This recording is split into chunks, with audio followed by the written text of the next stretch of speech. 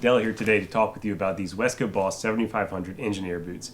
Why should you care what I have to say? Well, I've been into heritage menswear, boots, leather jackets, denim since around 2018 or so, and I have been buying and wearing and enjoying these items for some time now, and I'm taking my personal experience and the experience of folks that I have learned about online and sharing them here with you in this video. I've had these boots since the end of 2020, and it is now 2024, so I've had them a little over 3 years, and I've got a lot of personal time spent with these boots. The style is the Boss 7500, so the Boss is their engineer boot line, and the 7500 is kind of a specific build out of that engineer boot. It's a 10-inch boot. It's made in British tan domain leather. It has these Nordic brass roller buckles, triple stitching to the uppers. The bottom part of the sole is a Vibram 700, also called a V-bar sole down there. I think what makes this boot stand out more from other boots, in addition to the color of this leather, is the toe. Instead of the standard Boss toe, the standard engineer boot toe, which is rounder and more bulbous, it has this kind of sleeker and lower profile MP boot toe.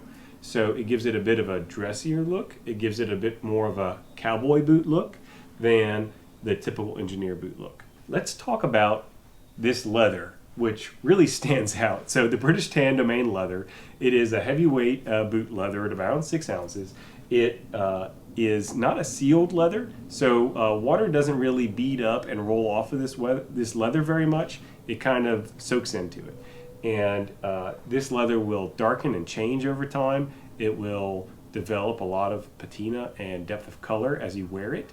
And if you want to not have that happen, you can seal it, but I think that most people who are interested in buying this boot are interested in that change over time.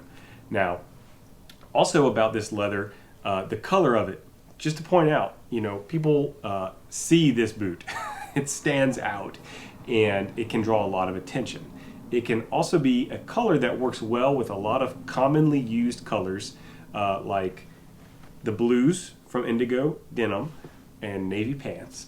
It works also with black very well. It works very well with greens and olives. It works very well with natural or ecru kind of colors. So this is a pretty versatile boot, although it is polarizing in the sense that it doesn't work well with a lot of other brown tones. So you have to be careful if you're looking to match it with brown. These soles are the Vibram 700 sole. The sole is known for a greater resistance to abrasion. It is a firmer sole.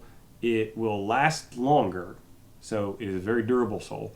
The downside of it is, because it is firmer, it is a little less comfortable on the foot, and it is not as good with traction if you're concerned about slipping and sliding. In my book, these boots are comfortable on the feet when it comes to the sole, but they are less comfortable, for example, than my whites, which have an all leather inside, and they don't have very much arch support in this particular model. Let's talk about fit and sizing. So I think if engineer boots are known for one thing, aside from looking really cool, it is difficulties with sizing. So I think if you're going to be buying a pair of these boots, if you're able to spend the time, I would send in tracings of your feet to, say, Baker's Boots, and they'll give you advice on a size that should work for you. And if you buy from them, they guarantee the fit. I believe Wesco does this. I'm not 100% sure. I know that White's does this, for example, but I bought these through Baker's Boots, and so I was able to get good sizing advice from the dudes over there. I have a foot that measures 8.5 EE on the branded device.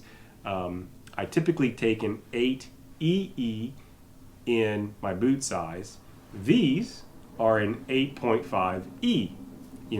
It's a ready-to-ship boot that I bought, and they didn't have EE widths available, and the folks at Baker said, you know what, it is a pull-on boot, and it's okay if it's a little bit tight, so let's go with this 8.5 E, and that fit recommendation has worked for me.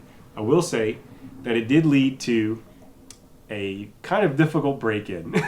So talking about break-ins, I was able to pull these boots on from the very first day. However, I have a thicker foot, and while wearing this boot initially, this area here right over the middle of my foot would get a lot of pressure on it during the day. And that pressure was only worse if I was driving a car. The foot position in the car would cause it to press even more. And that became quite uncomfortable and led to a pretty difficult break-in for me. And I ended up having to wear these boots on and off, or wear them and change out to a different pair of boots midway through the day, depending on what I was doing. So, of course, your mileage may vary, and I think that's the lesson to take away from this when we're talking about pull-on boots is depending on what you're doing and the specific size and shape of your foot, you may have an easy time or a hard time or something in between. That being said, they did break in over the course of, for me, a couple of months.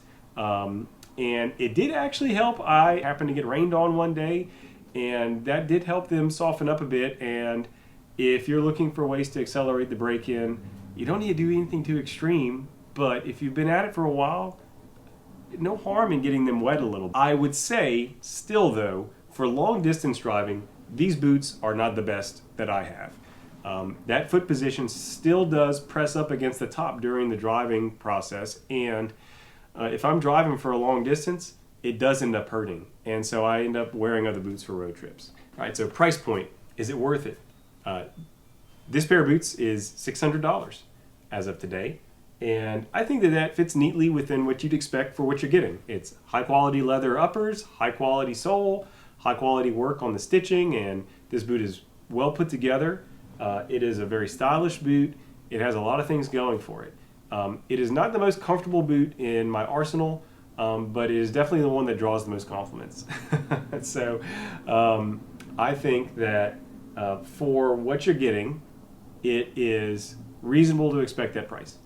The other nice thing about this boot is availability, in that it is a boot that's often built out to be ready to ship, to be able to be bought directly from Wesco or Baker's without having to wait that 12-month lead time for an order of boots. So if the style appeals, it's out there. You can go and buy it. So, some really good things in that sense. Now, is this boot for you? If you don't mind people talking about your boots when you're wearing them, and you see that as a good thing, then hey, maybe that boot's for you. If you like that sleeker toe, maybe this boot's for you. If you don't want to deal with a difficult break-in, maybe this boot isn't for you. If you need a boot that is going to get wet and you don't want to change a lot, then maybe this boot isn't for you. So there are pros and cons, but I think overall this boot as an attractive, wear-in over time, kind of showstopper of a boot is very approachable and reasonably priced and easy to get. And so I'm happy it's in my selection, and it's not going anywhere soon from my collection. Do you have any thoughts? Please share them below. If I missed anything, let me know what I should put in. This is my first boot review, so I appreciate you joining me for it. Have a great one.